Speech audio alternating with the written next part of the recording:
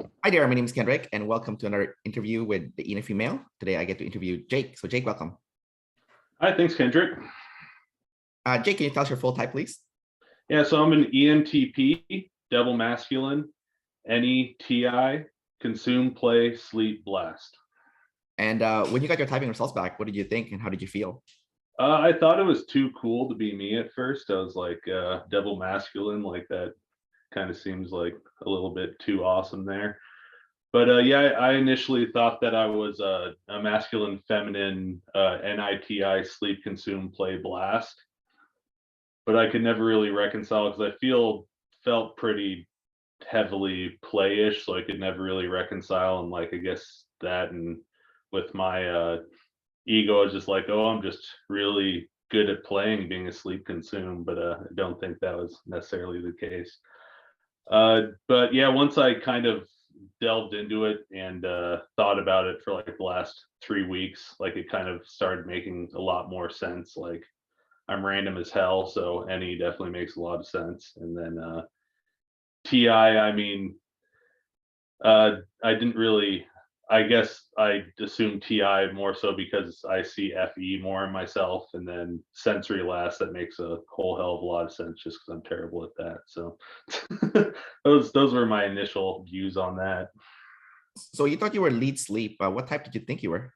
I thought it was an INFJ, MF, NITI, sleep, consume, play, blast. Oh, you So typed yourself the opposite. noob type, yeah. Yeah, type yourself opposite, like everyone. Yeah. So okay, let's go over your parts then. The first Hmm. one, let's go over your animal stack. Okay. The first one that's super, um, which is your first animal. It's like the super obvious one. Is the NT double feminine consume. So your lead, like you're like kind of like me. Your first animal's double feminine. Can you Yeah. talk about that a little bit? Yeah. So it's definitely that kind of made a lot of sense because I like consuming things, like I like watching podcasts and obviously with like personality typology and things like that.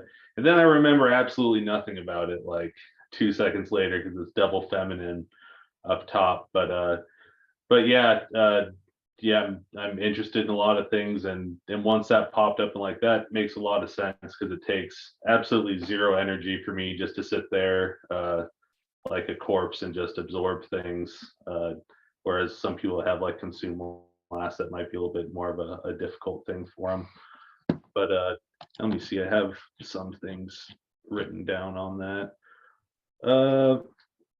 So yeah, as far as like NT consume, like I kind of get obsessed with like finding all of the issues, like especially at work. So I work in transportation data, so in GIS. So we take like big old systems and huge databases of data and try to like QC all that stuff. And my boss likes to simplify things and be like, oh, this shouldn't happen very often or that shouldn't happen very often. But I know there's definitely situations where that happens. So I'll go in there, I'll look at everything like very scrupulously, like taking hours and hours to do it, just because I know if I don't prove it to him that he's going to come back and he seems like to have masculine TI and be like, oh, you're wrong there. So I think it can be kind of obsessive with finding all of the any possibilities for things before coming to a conclusion. I think that's kind of a big part of that as well. And also like in school and stuff way back in the day, which is like a decade at this point, which is depressing. But yeah, I used to love doing research for like projects. Like when I was writing a paper, like I would have like a million references and I'd wait till like midnight before the actual paper was due to start writing the stupid things. I just liked researching it, and actually writing it was miserable. So I think that's kind of like a definitely a consume NT first thing as well. Yeah, and also blast last because Yeah, that too. yeah. um, let's talk about when you go on a swing though. So you start off with double feminine anti-consume, and then like the rare occasion you do have like a double masculine SF blast swing. Yeah. We both share that. We both share like the last animal being double masculine. I want to hear about your experience with that double masculine SF blast swing when it does happen.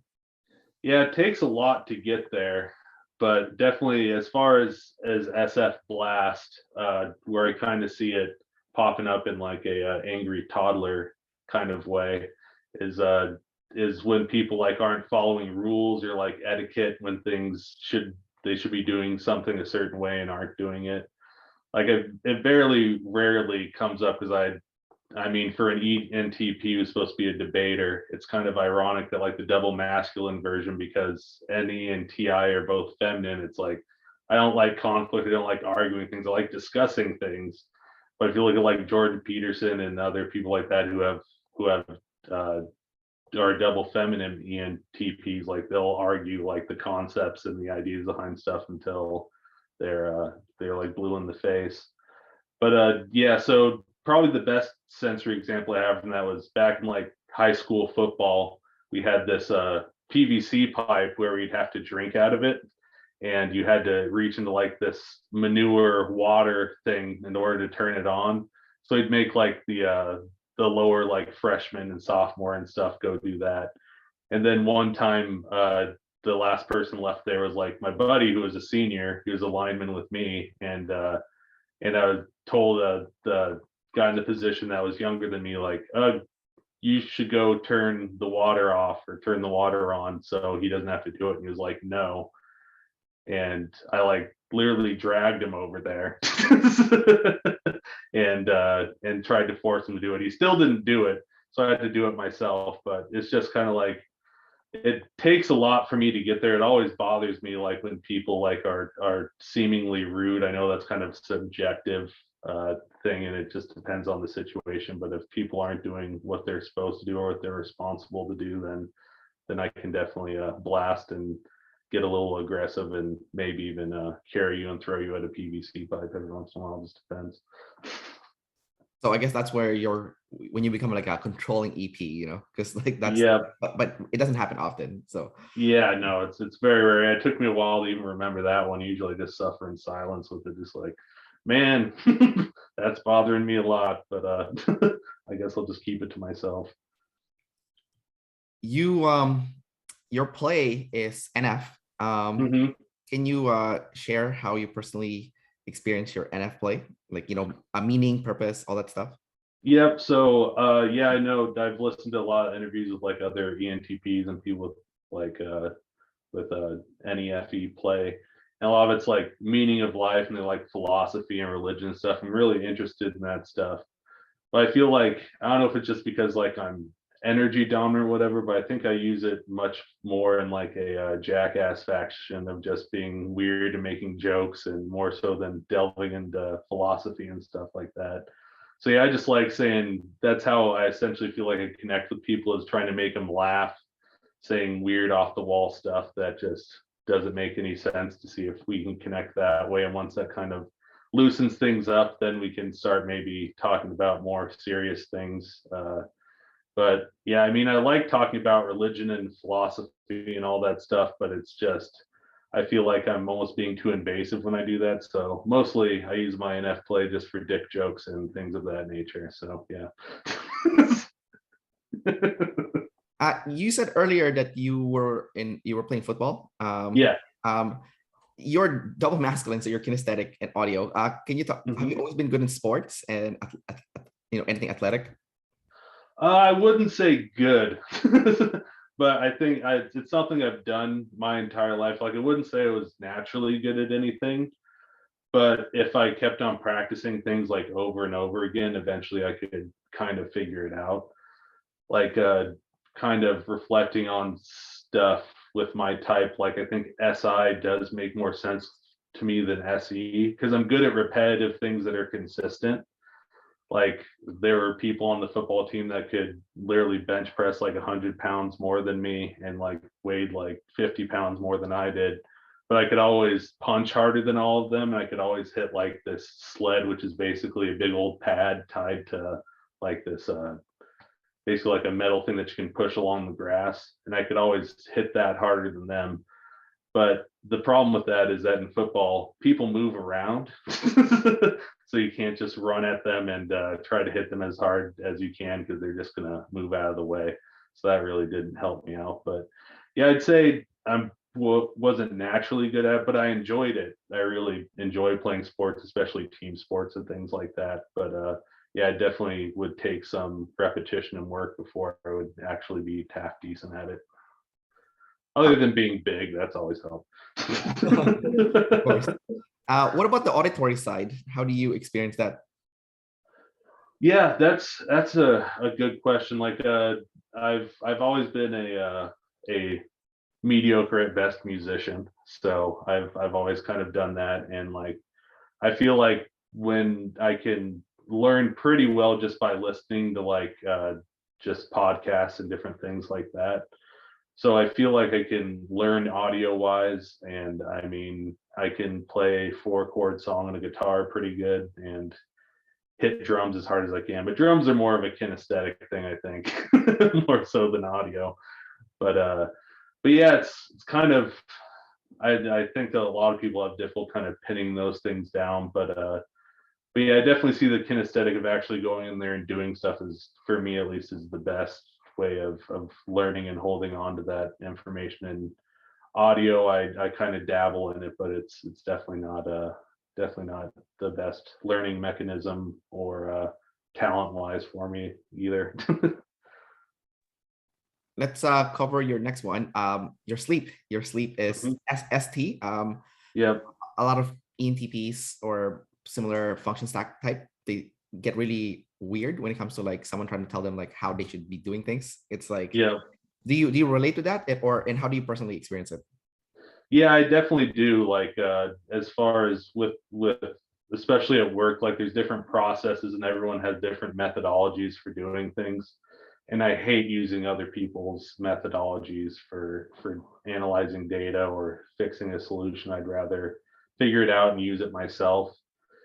And then also if I'm like heading a project, like, and I I don't like giving over my portion of things to other people because there's a very specific way that I do things. I know things won't get screwed up, and I just assume everybody else is an idiot and is gonna screw it up. And with my blast last, I'm not that great at explaining it to them in the first place, so that doesn't help either.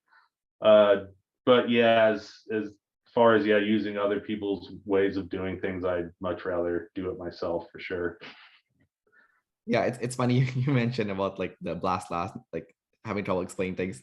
And like, Yeah. like how do you feel about like the joke where like the consume play sleeps are like a running like a walking run-on sentence, kind of like, Yeah, I was thinking about that. And the weird thing with me is like I'll keep on talking. I'll say the same thing usually about 3 times. The first time I'll try to say it and it'll sound weird. The second time I'll get slightly closer. And then the third time it's like, oh, this is what I should have said the first time. So I feel like my run on is just repeating the same stupid thing over and over because I said it like an idiot the first time. It's like, all right, let's loop back on that and see if I can say it a little bit better. And like by the third time, it's like, but at that point, people are tired of listening to me, so it's not going to connect with them anyways. So yeah, it's definitely. I mean, listening to like the Stephen Fry class and stuff like that, where he's like droning on and stuff. I'm like, I'm not like that. And then I listen to myself like doing trainings and stuff at work. I'm like, oh, I'm exactly like that. Just monotone, just blabbering on, and yeah, that's basically how that goes. did, did you when you caught yourself like doing that, did you be like, ah, maybe I should be more concise so it's not so, you know? Yeah, then there's going to be that awkward silence where I'm just staring off into nowhere for a while, like, give me a second for me to say this correctly, and then that probably wouldn't even work because then I'd try to say it and I'd still say it's stupid, and then I'd have to go back and do it again. So it'd be a waste of time.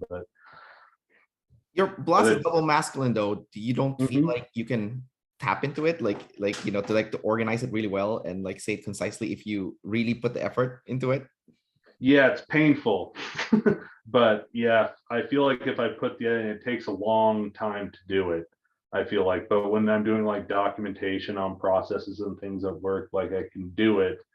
It hurts my soul, and it takes a long time to do it. And basically, like it's kind of similar to talking. Like I'll go through, then I'll write this big old long thing, and then I'll have to go through revise it like no, you don't need to know that. No, the sentence doesn't need to have 14 commas in it. You can probably split that off and do into separate bullet points and things like that. But I feel like I can tap into it, especially like work wise and explain to people, but it's not something I enjoy, and it's just a super slow process. I want to ask you about your FE. Your FE is masculine. Mhm. Masculine FE and feminine FE are super different. Like that's like the one of the biggest thing I've come to realize. Yep. A lot of people with masculine FE say that, like, you can feel everyone's pain, and even when you go home, it still sticks there, and like you think about it and stuff. Like, do you Mhm. relate with that? Like when you see like the tribe suffering or and whatnot, does it like stick with you even when you're not in their presence anymore? Yeah, it definitely does. It's kind of hard to gauge relative to everybody else because everyone thinks like, or at least, uh, I mean, you want to think like, oh, I feel more than everybody else and I hurt more than everybody else. And look at me, I can still get through life like egotistically wise. But yeah, it's kind of hard to tell how people feel and how you feel relative to them. But yeah, I mean, things definitely, I feel like emotionally, like even like in relationships and stuff like that, when those end, I feel like uh, that hits me a lot harder than a lot of people that I assume like might have like feminine FI or something and might be able to move on pretty quickly from that. But yeah, like suffering in the world and things like that. I mean, it's definitely something that I think a lot about. I don't think I feel like the negative emotions from it unless it's like tangibly in front of me. Like if I have something that's bad that's happened to a friend, or if my friend or someone I'm with just is having a real terrible time with something, then yeah, that would definitely stick with me. But yeah, it's just a hard thing to say because you really it's hard to know what other people are feeling. So it's like, what am I feeling that you're not feeling? It's one of those things you can't really communicate. But who knows? I could be being emotionally tortured my entire life and not know any better. So Once you've absorbed like the tribe's emotions, how do you process it like internally? uh that's a good, it probably just depends on what it is. Like I guess like romantic relationship wise, like I try to slowly like wean off of it. Like if there's like if someone like that I'm in a relationship with kind of doesn't want to do anything anymore, like I'll like slowly try to stop paying attention to them on social media and stuff to just uh kind of wean myself off of the bad emotions, not rip the band-aid off all at once and make it hurt really bad. And as far as like other people's emotions, especially those that are close to me that are hurting, like, yeah, I don't even know. That's just kind of a natural process that kind of has to go away. But I mean, I guess the stereotypical things, if I really feel like crap, is just like overeating, going to get a beer, like sleeping way too much. And but yeah, even then it just kind of seems to pop out of nowhere when it's people close to you that are hurting and things like that. That's interesting that you brought in like like emotional eating and all that stuff. Yeah. It's like your TI inside. So it's kind of weird that you have like an emotional reaction to this kind of stuff when you're like Yeah. logical inside. So like what's going on there? It's like kind of like a weird contradiction. Yeah, it is weird. I'm not sure. That was honestly the biggest shock about my type was being I assumed that I was a feminine extroverted decider uh just because of that. But it's like, yeah, feminine TI and masculine FE, I'm still trying to come to terms and define that within myself as well. But yeah, I mean, we definitely have feely bits and and as far as myself, like we definitely have like emotions within ourselves that that we definitely feel and try to run away from. But how that, I mean, logically knowing that, like let's say in a romantic relationship, like, oh, this wasn't gonna work out anyways, I saw kind of the end of it coming, and yeah, she might have broken it off first, but it's still, even though logically this wasn't going to work out ti wise, like somewhere down the future this we weren't going to work out together, it still is painful for whatever reason, even though the logical reasons are there. for whatever reason, my body just like, well, that's too bad. It's probably just the emotional, like the dopamine and stuff that your body's craving that it's not getting anymore. That might be like an addiction that I assume is just the feeling part of it, where it's like, I don't have that going into my brain anymore, so that addiction isn't being fed. But yeah, that's a good question. That's the one thing that yeah, I'm probably struggling hardest with, is figuring out within myself, is that masculine FE versus feminine TI kind of circle. I mean, I love teasing people and telling inappropriate jokes. So I mean, the FE is definitely there. The masculine FE is definitely there, but yeah, it's hard to see in certain situations. I want to ask you about religion. I Hmm. find it very interesting with the TI people. It's like a lot of TI people are either really for religion or against it. Yeah. And I guess it's like you either lean towards the FE of it or the TI of Hmm. it. Yeah. I want to get your perspective in this on the topic of religion. Like, um, which side do you lean towards, and what made you decide to lean towards that? Yeah, it was kind of two parts of my life, because I was like a devout Catholic like throughout my young life and throughout like college and stuff like that. And that was, I think, definitely leaning more towards FE. Like, I kind of, I felt that it was right, and that's how I was raised. So I just assumed that it was correct. And then later on in life, uh, when I wanted to kind of boost my knowledge and stuff, I started looking at like the TI of things, like, well, why do I believe necessarily what I believe, and I and what are like kind of the chances of this stuff happening. And with the TI, it kind of led me away from religion, where like the FE kind of like kept me inside of it. So yeah, I'd say it was in the beginning of my life, it was more of like a of an FE kind of thing. And then once I kind of started looking at the TI of it, I was like, yeah, I don't know if I believe this as much as I used to. So I guess there was two portions of my life there. Do you find yourself swinging back and forth, or is it more definitive that you have your answer? A little bit, like I've been swinging back and forth like lately.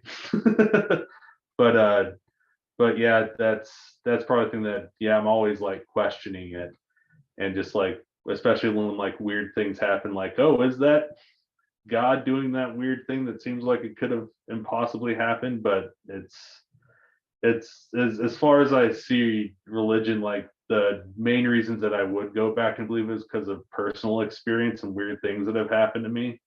Because like the logic behind it, it's like, oh, there's a God out there, and he won't show you that he's there, but he loves you, and and and he's all powerful and all that stuff. It's kind of hard to believe like on a logical level. But personal experience, which I feel like is the most powerful reason to believe in something for yourself, but the least reason for other people to believe in religion, is other people's personal experiences. Kind of what's analyzing things of weird things of in religious experience that I've had in the past, has brought me closer to religion, I guess, more recently than it has like in the last decade. So yeah, you're right. It is like kind of a swing back and forth, and a perpetual analysis, like probably will have for the rest of my life, until it's too late and I go to hell anyway, so it doesn't matter. Uh, Probably more likely to go to jail than hell, but it was. That's true. That might be the same place. We'll see. Yeah, I guess jail is hell. So, Yeah. um, so it doesn't sound like you're hardcore religious, but you're not also hardcore atheist. So you're like somewhere in Yeah. the middle, Yeah. I'd probably say I'm like agnostic then, a maybe. theist with no definition of what God is necessarily. So like I feel like uh that there's basically a God, and that in order for like consciousness and reason to be created in the world, something with that's conscious and has reason had to create it. But whether that thing is good or bad, or how we can even understand it, I don't think we necessarily can. But yeah, I think you're right. I'm kind of right in between that. that bit. So I guess you're more agnostic, like Yeah, kind of. I mean, yeah, I definitely lean a little bit more towards agnostic, where it's like I have no idea, but if I had to bet money on it, I guess there's a God out there somewhere, but I have no idea. right. Yeah, that makes sense. Yeah. All right. Let's talk about your NE and SI axis. Hmm. Your NE is feminine, like me. Yeah. But then your SI is masculine. So, Hmm. how do you see your NE? Do you when you already talked about this earlier in the interview? You said that like you consume a bunch of stuff, and then Yep. 2 seconds later it's gone. Yep. Uh, um, but like the SI, would you say your SI memory is amazingly good then? Like you have very good memory for sense for facts and whatnot. Yeah, I'd say I have really good memory for like timelines and stuff like that for sure. Like reading facts out of a book, yeah, I'd say it's all right, but I'd say like as far as like if someone asked me like, oh, how long ago is this, I could probably get it down to like the month and the week if something happened like 12 years ago, if I think about it hard enough. So I'd say I have a good knowledge of like timelines and things like that. With facts, I mean, I guess it just depends on what it is. If it's in any concept, then it's probably going to fly out of my head. But if it's like, oh, if you get punched in the head with like 500 psi's, your brain will explode or something like that, I might remember that fact. But yeah, definitely with timelines and remembering the sequence of things, I'm pretty good with that with SI. So um, intuition is generally correlated with planning, like Yeah. long-term planning. But it's not the same as NI. NI is like a singular linear straight plan. Hmm. While NE is more like seeing different pathways or different options or Yeah. possibilities. So basically, it sounds like SI is really the true planning because it's what's concretely you're gonna do to Yep. to make those plan happen. Um, the difference between the masculine NE, I think, and feminine NE is like the masculine NE is better at picking the definitive pathway to choose, so they can see all the different Hmm. pathways, and then they're Yeah. better at picking the right one. While the feminine NE is kind of like don't know, Yeah. like but but the masculine SI does help a lot in like building up, putting in the steps to get those definitive plans. Yep. And eventually, even feminine NE people do figure it out because like when you stack enough masculine SI, you will be like, Hmm. oh, okay, this does look like the right direction. Yeah. But what has your experience been like with like those two axes where like, yes, you start planning with the NE, and then Mhm. like a lot of people with NE, they'll throw away the plan if something better comes along. Yeah. But like what has been your plan? Like when have you thrown away a plan, and when have you used the SI to stick through the plan until the end? Yeah. So initially, that's why I thought I kind of had feminine NI going into it, because I felt like I was planning things and then going through with them. But I think my process of doing it was looking at all the NE possibilities and then looking at the sensory to see which one is the best route to take. And then once I've looked at all the possibilities, I can kind of demonstrate an SI path of, okay, now how do I get to that path? And if that path stops working, then I have no problem like completely deviating and going to a different one. I can't think of any concrete examples of an extreme thing that would happen, but I used to live in Arizona, and my goal was always to come back to California where I grew up. And like my goals would always change. They're like, okay, I need to save up this amount of money and get this much work experience, and then I'll go back to California. And then it's like, oh crap, life is a lot more difficult and expensive than I thought it was. I guess I need to to save a little bit more. And so I guess if I'm understanding NI correctly, if I was like masculine NI, once I came up with a plan of once I get to this point and that point, I'm gonna go do the thing regardless. Where with me, it's like once I saw the chaos of the NE and analyze it, like, oh man, all this shit could go wrong if I end up making this decision, then I'm gonna change it because the repercussions of it seem pretty scary. So it seems like a big old like funnel of, okay, these are all the NI possibilities of things I can do. Let's keep on going down, look at the sensory and the reality of it until I finally get to a point and have a plan, and then that explodes. Okay, let's reanalyze that again. So that's kind of how I see it, and kind of why I thought I was NI, because I always viewed myself as a planner, but I think I was more planning using the SI, whereas before I thought it was NI. So question about what? Mhm. So you grew up in California and you moved to Arizona. So Arizona is Yep. probably a lot cheaper than California. Yep. But like, what is it, like family that you want to go back to in California, or what? Why do you want to go back there knowing it's like a lot more expensive? Yeah, there's family out here. Also, I'm just like super nostalgic.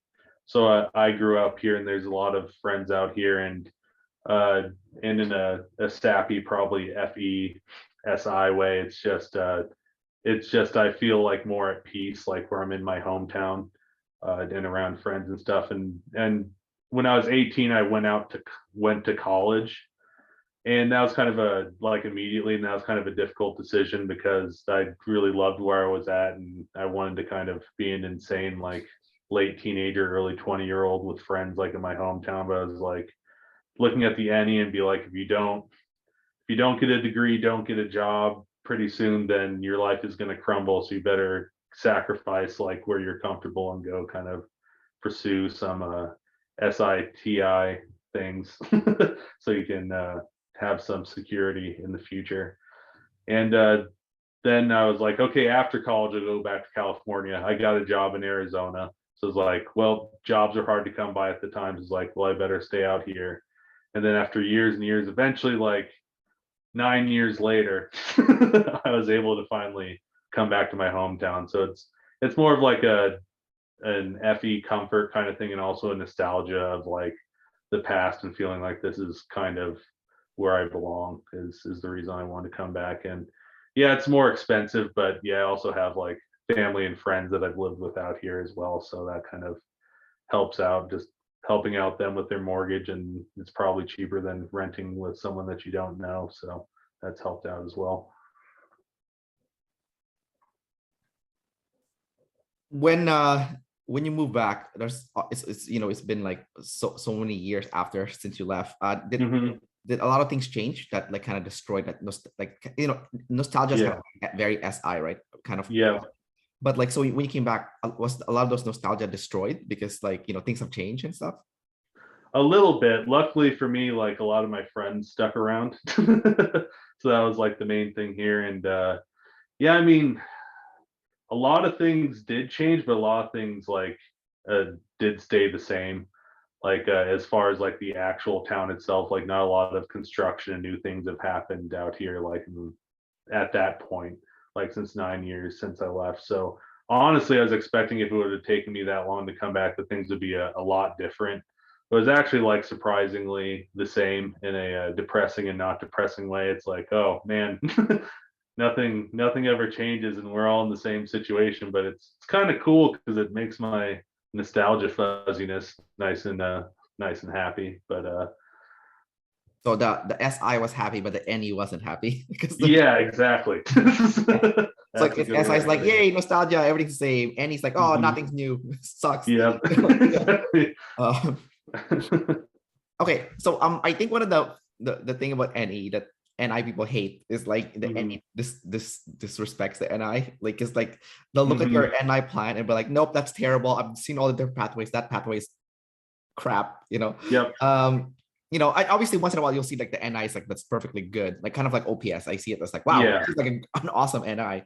Mhm. But like there's more bad NIs than good NIs, right? So Yeah. so you're using your NI to filter to that. So Mhm. have you had an experience where you um angered like an NI user with your NE, or you just like that's not gonna work. That's terrible. That the plan is horrible. Mhm.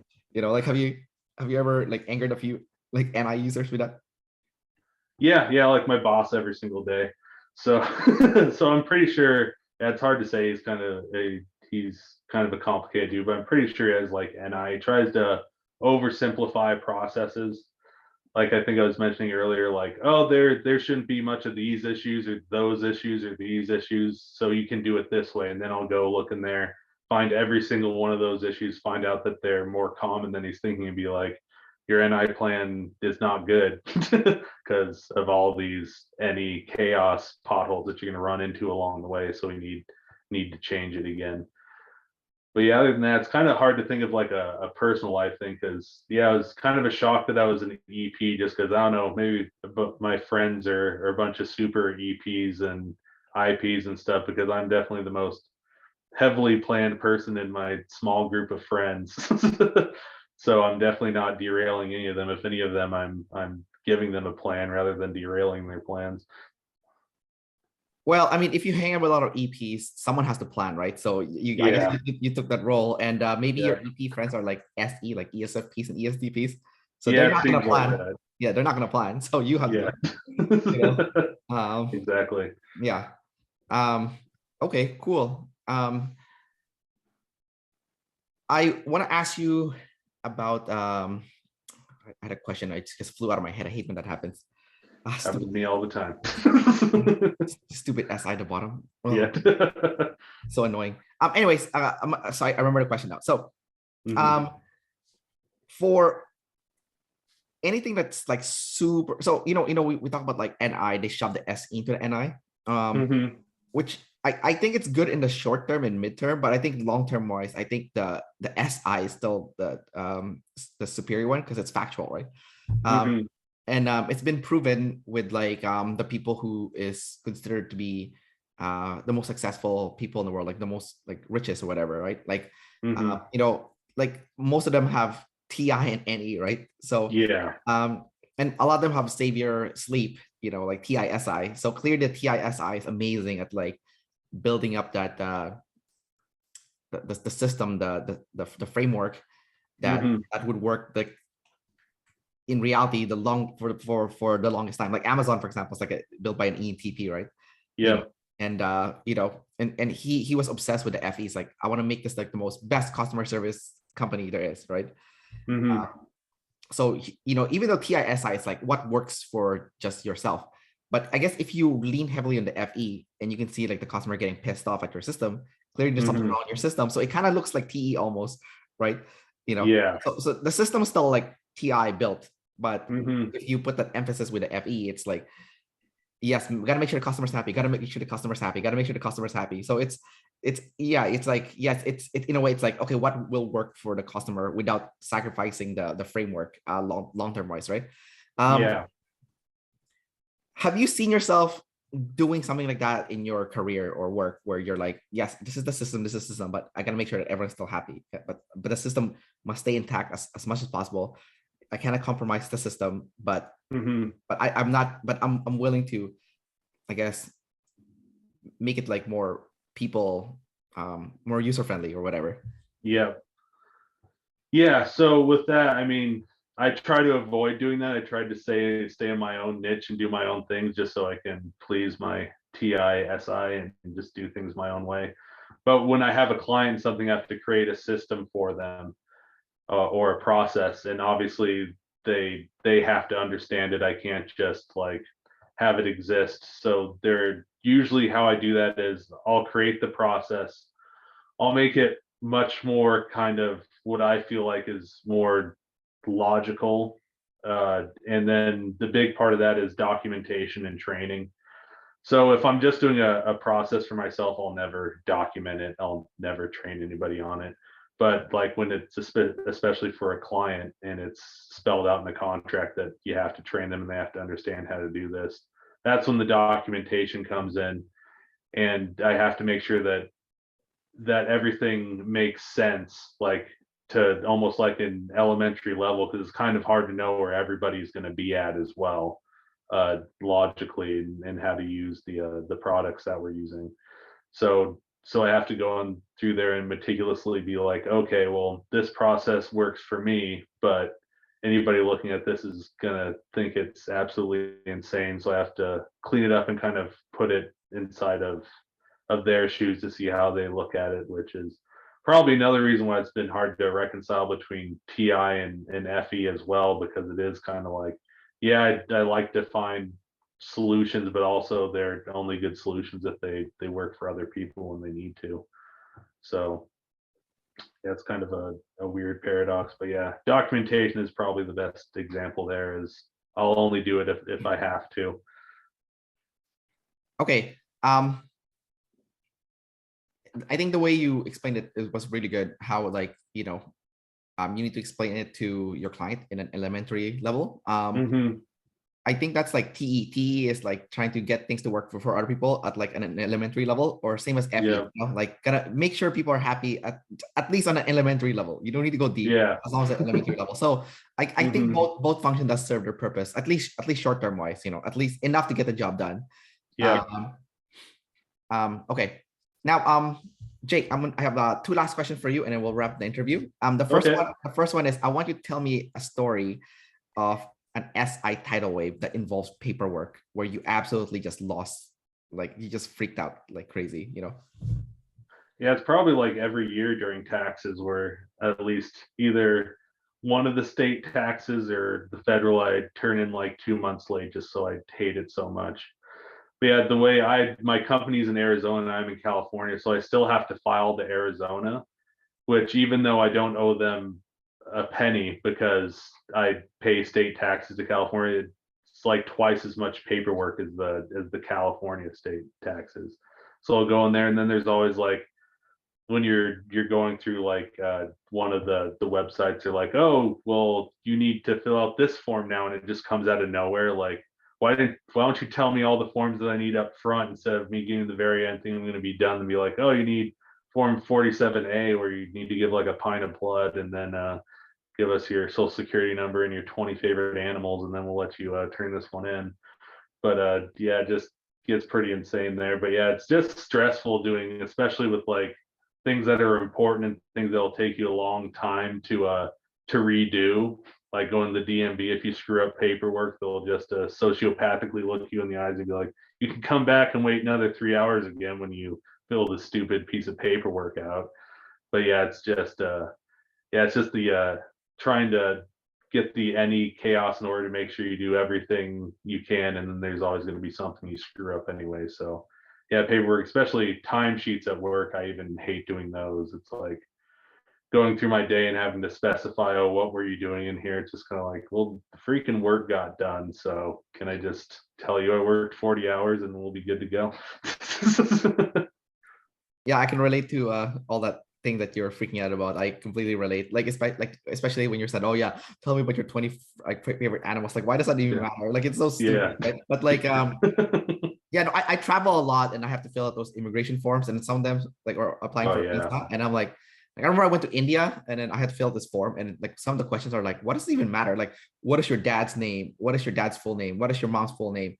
Hmm. What is your mom's job? What is your dad's job? What's your dad's Yeah. religion? What's your mom's religion? I'm like, what is? I'm just here to. I'm here to see your Taj Mahal, the castle thing. Like, I don't. What Yeah. does it matter? Like, you know. Yeah, that seems like a lot. Yeah. Yeah. So I can relate. I'm like, what? This is stupid paperwork. This is dumb. And I can Yeah. also relate to what you said earlier when you're like, why did you tell me everything on the front end? Now you throw me in my face, like, Yeah.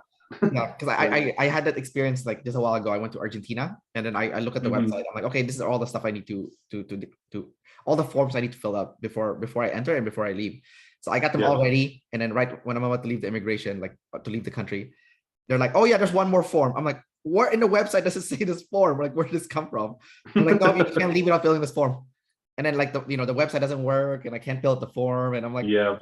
yeah, so yeah, I can relate to that like pain of like the SI, especially if it's not clear, you know. Uh, it's so painful, especially when it doesn't work on their end. It's like your stupid website's not working. Yeah, no, like okay, like I think that's the worst. Like you filled everything out already. It's like boom, doesn't work. I'm like, are you fucking kidding me?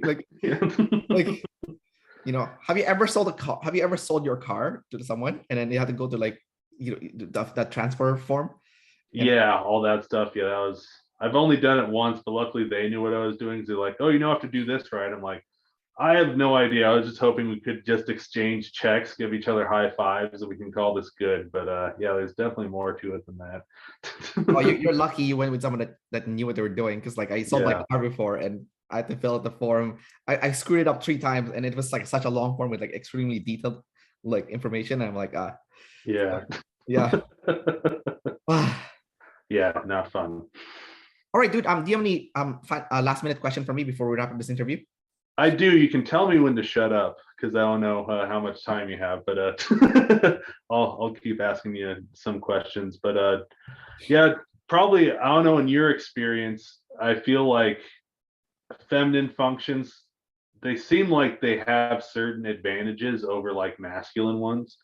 Like I think probably the easiest ones to see that way are probably like FE, where it's like, okay, so feminine FE, you're just nice to everybody and you want everyone to be happy. Or FE, you're like the go-getter, like oh, we're gonna inspire people how to do that. And then masculine SE is I'm gonna destroy the world physically, and feminine SE is more of like the aesthetic kind of behind that. So I don't know, in your experience, do you see like what do you see as like, for example, we both have feminine NE. Do you see like any major advantage that has over masculine NE? Honestly, man, I have not seen any advantage that feminine NE has over masculine NE. Damn Like, it. oh, because like, because I'm looking at the masculine NE people, and I'm like, Mhm. oh my god, they're like, I would love to be able to explain the concepts as well as Yeah. they like, because they remember all of it, and I remember Yeah. nothing.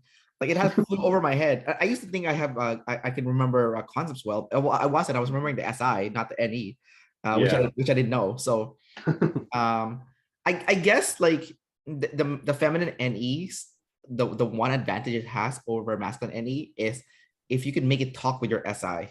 Because Okay. if they don't talk, then you're kind of screwed because people will think you're full of shit because like Yeah. you don't know what you're talking about and there's nothing to back up your claims. Mhm. So the magic happens when because like I remember when I was younger, no one took me seriously, right? But then as I got older and I started using like masculine SI, especially when I figured out what it was, Yeah. um, so it praise the Lord. I'm not religious, but praise the Lord for like Yeah. like learning about functions and like all this stuff. But Mhm. and once I figured out like, okay, you have any, you gather all this info, you need to be able to distill it in an SI, and if you can distill it in an SI, suddenly you're credible. And then Mhm. and that was like kind of like a liberating moment for me because now I'm like, okay, anything I've gathered that I know I'm gonna forget, as long as I'm writing it down while I'm Mhm. gathering it, I'm gonna be okay because I can look back and I'm like, yes, I remember that. Yes, I remember that concept. Yeah. So and then because it's masculine SI, I can communicate it to people Mhm. in sensory terms that make sense in real world. So like long time, Yeah. I work in the fitness industry, and at first when I was working in the fitness industry, all my freaking clients were N dominants because they were the only ones that understood me, right? Yeah. But the more I started learning how to use SI and learning the concepts with the NE and then distilling it Mhm. in the SI to like step-by-step format. It's like SI step 1, step 2, step 3, step 4, right? All that stuff. Yep. Suddenly, I'm getting like a lot of sensory clients, like people that I would never normally get, like like ESFPs, ESTPs, like those people. Suddenly, Okay. I can talk to them Mhm. using my SI, and I can be like, and then I can like say the steps to them, and they're like, oh, I get everything you're saying, and I'm not like the weirdo and dominant person anymore that's saying all this like woo woo shit that like that like no one Yeah. understands, right? Mhm. So I think, and then I think with any two, like I think those like sensory dominant people, once you do tell them the SI, I think Mhm. they do appreciate the N conclusion Yeah. where like yeah, but so basically this are the step to do this, but you have to ask yourself like why is this important? You know, Yeah. and then you, because you can explain the why, and because it's flexible, it's NE, it's like if they have NI, right? Um, Mhm. you can give them like options to which pathway to choose, so they can look Yep. at it with their NI and be like, this one. But because if I think if you're masculine NE, you would be kind of aggressive with like shoving um Yeah. what what is the right pathways, Mhm. but You just blurb at them the research for 20 minutes while they sit there. yeah, because you're not saying the SI, you're just saying the N, right? Which is Yeah. it's good, but it's not practical. I think that's the problem with it. But Yeah. but that's not always true though. I still think masculine NE is more powerful because like if you look at like even YouTubers like Mr. Beast, I've been studying him a lot recently because like when I found out he was an ENFP, and he's like almost like the number one solo YouTuber right after PewDiePie, which is kind of cool to know like the best YouTubers are EPs, right? Like ESFP and then ENFP, right? So it's like I'm like, okay, cool. Us EPs have hope as long as we blast. We're unstoppable, That's my problem. yeah, exactly. It's a big problem for you, but like but PewDiePie's blast last, so no excuses, man. That's also true. yeah, because like the blast last guy, and he's also tribe above himself, so he somehow put pressure on himself to blast, which is absolutely like impressive, like absolutely beyond impressive. So even though even if you're doing like your run on sense and stuff, there is hope that you can be the best because someone already proved it, right? Yeah, exactly. And I like what like I was watching like Mr. Beast's interview, and I like how it's like I think the people interviewing him are like people with NI, and they're asking him like, can you tell us what your formula is for success? And he's like, I don't like formulas. He doesn't want to get boxed in, right? Like no formulas.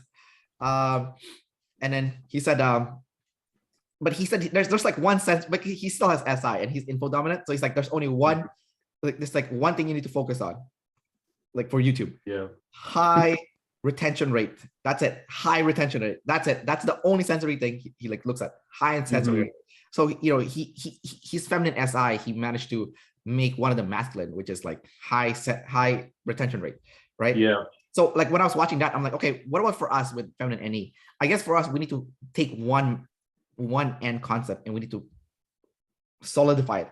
We don't need a lot, just one, just what. So it's like it's a matter of like finding that one and solidifying it, and then I think we're good to go. Kind of like him, it's like, Yeah, absolutely. I feel like especially feminine NE and TI, like everything's completely useless unless I write it down or define it or put it somewhere in space, or else I feel like it could just sit in a ball somewhere and absorb any TI, do nothing productive in the world, and forget that I learned everything, relearn concepts 1,000 times, and then get buried with a pretty useless existence. You know what? I just had an epiphany. Talking. Oh, it's flying away. Damn it! Come back! Oh my god, so annoying. Okay, I came back now. Okay. I didn't know you could force it to come back. But anyways. Okay, so logically speaking, if you want to succeed, you want to pick the area that has the highest probability to succeed, right? The highest percentage.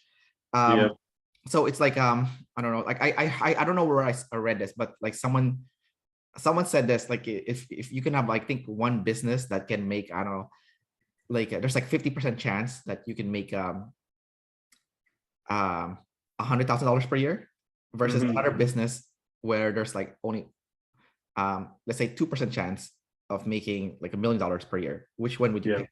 Which one would you pick? Probably the $100,000 one, or the $150,000 one. Right. So the masculine N people said that is bullshit. They said that like Mr. Beast is one of the people that supports this claim, and clearly he succeeded. And he said that it's not just him. There's like other YouTubers I was watching that was talking about this, like why the lower percentage one is actually better. It's because if you keep trying enough times, eventually that 2% will kick in, and your life will be so much more better when you have that big payoff, like let's say $1 million per year, than when you have that limited $100,000 per year. So they said that yes, you should keep trying to aim for that 2% over and over again. So that's like an end, right? Because there's no guarantee that that's gonna happen, right? It's like a shot. It's like a shot. It's like looking into the future and hoping that it's gonna happen in the future. But with people with masculine N, they feel like for us with masculine S, we feel confident with like the factual thing, like 50% probability. Yes, I'm in, right? But but they're like, nope. no, you got to shoot for like the masculine N. The chance for that 2%, it might, the keyword is might happen in the future. And and they said that if you try enough times, you will get that, as long as you it's like it's like a probability game, right? It's like if you try enough times, yes, like if it's like 2 out of 100, then yeah, guess what, or like 1 in 50, it will happen. Just try 50 times then, or more. Eventually you'll get it, and then the payoff will be so much better. And I think Gary Vee also says this too, like he's like, oh, there's a lot of people, they want to be like an online, they want to make a lot of money online, let's say, and they give up, but they're like, and he's like, no, we now live in an age where you have unlimited tries, because in online you don't really lose a lot of money, so you can keep trying as long as you have like a job that pays like it pays your bills. You can keep trying over and over again until you succeed. So I think it's being reinforced now by a lot of like people who are trusting the N about it, and now it's starting to become S, because there is proof that this is true.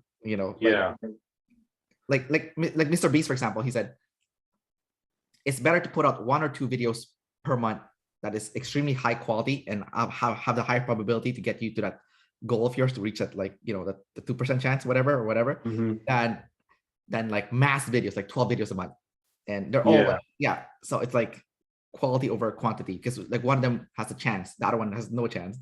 So so I don't know what you think about that, but that's kind of like, that makes sense. I mean, I think that definitely helps out the probabilities. Like I said, if you have something that basically keeps a roof over your head, and then you keep on trying relatively cheap, like online businesses and different concepts to try to get one of those to land. Like if you do 1 million of those, like chances are one of them will land eventually. It'd be interesting to see like the statistics behind that, because it seems like in life you only see the Cinderella stories where it works out, but how many people have that kind of like NI or masculine NE kind of kick their ass, like when they're 60-year-old, like, well, I've been sustaining myself like on a 30K salary my entire life, and spent all this time doing this stuff, and none of it became successful. So I'm sure that situation happens as well. But like I said, it's all probabilities, and it probably is more probable for success if that methodology is used. You know what? I just saw a pattern right now. That's why you were saying that, because you're saying, okay, is there any like proof that this works? It's like, what's and what's like, it's like, what do all those people, those Cinderella stories have in common, right? There is one thing in common. I just figured it out. They were all EP-ish, okay? All of them, like none of them was an IJ. All of them was like either like an EP or like an EJ-EP. So they had like an EP in them. And like if you break it down, like what is EP, right? Well, EP is gathering new information, right? Or gathering new, right? In general. So yes, like if like an IG tells you, it's like, I tried, that didn't work. Well, it's like, yes, but because you didn't gather anything new. It's like, like you didn't take in the incoming new information to tweak what you're doing, right? You just stuck with the same shit until like, and obviously, the same thing, you're gonna get the same results, right? So and then like Gary Vee, he's like an EJEP, right? And then Mr. Beast, he's like an EPIP, and then like if you look at all the other people who made it big, the one thing that I can see that they have in common is they have like an EP in them. So I feel like, so I feel like for us, we're like, oh, okay, not knowing this, maybe it's good to trust the N then, because like the N, whatever you want to do, whatever I want to do, it's like, okay, trust the N, because I'm an EP, you're an EP. There's we already kind of fit there's a chance. What do you call it? The necessary ingredients, or to make it work, because like so we have it by default, which is great. Like yay us, right? So All right, awesome. That's definitely a good way to think about it. I'm glad. So there's hope. You're saying there's a chance. All right, Jake, let's go wrap up the interview here. Okay. So, thanks for coming out and sharing more about your life, and man, like, take care. See you around. Yeah, no problem. Yeah, and also just wanted to thank you for for essentially doing all these interviews. Like they've really helped out. Like this isn't FE bullshit either. It's they've really helped out, like understand the OP system and stuff. So really appreciate it, man. Yeah, I appreciate the compliment, man. All right, take care. You dude.